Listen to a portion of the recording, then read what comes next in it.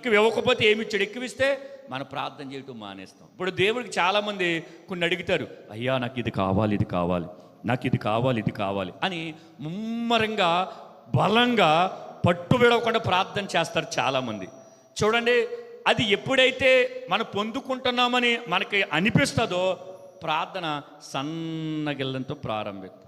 అంటే వారు ఏదైతే దేవుడితో నిబంధన చేస్తారో అవన్నీ మరుగైపోతా వస్తాయి.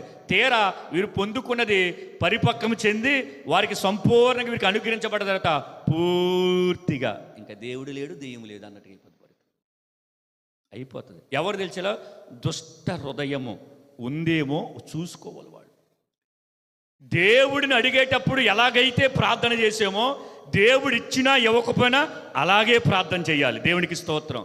కారణం, నీకు ఇచ్చినా ఇవ్వకపోయినా దేవుడే. ఎవరంట?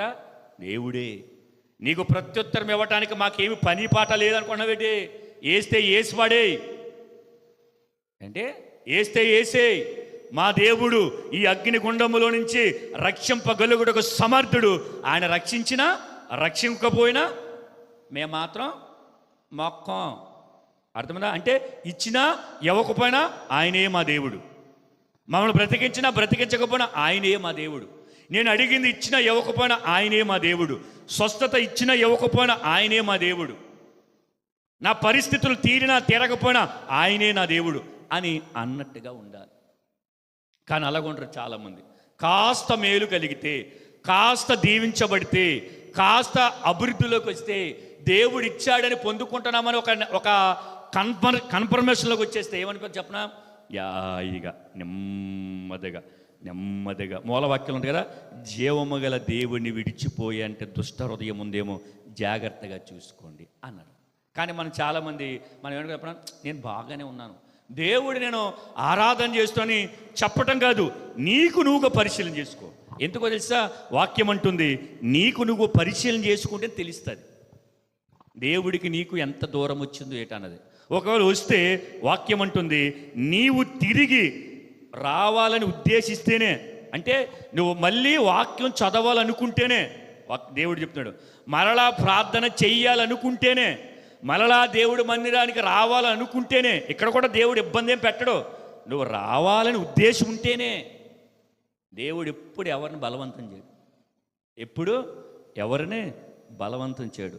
బలవంతం చేసేలా ఉంటే మనల్ని మరమనుషులకు పెట్టి ఆయన కూకోమంటే కూర్చోవాలి, నుంచోమంటే నుంచోవాలి. అలా లేదు మనకి. ఆయన మనం స్వేచ్ఛానుసారులుగా ఉంచాడు. ఒకవేళ రావాలని ఉద్దేశం ఉంటే అంటున్నాడు, నువ్వు ఇంకా అటు ఇటు తిరగొద్దు, అక్కడికిక్కడికి వెళ్ళొద్దు, రావాలనుకున్నప్పుడు రాకుండా వెళ్దాములే అని ఒకవేళ ఏదైనా శకునాలు కానీ చూడగలిగితే దేవుడు అంటాడు, అది నాకు హేయమైన చర్య, అది హేయమైన క్రియ. ఇప్పుడు ఏదైనా మంచి పనులు చేస్తారా? దేవుడి మందిరానికి వచ్చేవాళ్ళు అంటే దుష్ట హృదయం కలిగి ఎలాగుంటారో చెప్తాను. మందిరానికి వస్తారా? మందిరానికి వస్తారు. వీరి ఇంట్లో ఏదైనా జరగాలనుకుంటే వీళ్ళు అటుపోయి ఆడి దగ్గర ముహూర్తం, ఇటుపోయి ఈడి దగ్గర ముహూర్తం పెడతారు. ఎవరేళ్ళ? వాక్యం బట్టి చెప్పండి, ఎవరేళ్ళో? అదే దాని ముందు ఏముంది? జీవము గల దేవుని విడిచిపెట్టేసిన దుష్ట హృదయము కలిగిన వాళ్ళు. అంటే దేవుడి దగ్గరికి రండి, దేవుడి దగ్గర రండి, దేవుడు చెప్పింది వినండి, కాలాలు సమయాలు ఆయన వశములు ఉన్నాయి, మీరు ఏమి పెట్టుకోవద్దంటే పైకి భక్తి గలవారిగా ఉండి అంటే మా అమ్మ ఇబ్బంది పెడుతుంది, మా నాన్న ఇబ్బంది పెడుతున్నాడు, మా పెద్దోడు, నేను అంటాను వాళ్ళు పోతారు నరకానికి, వెళ్ళిపోతావా?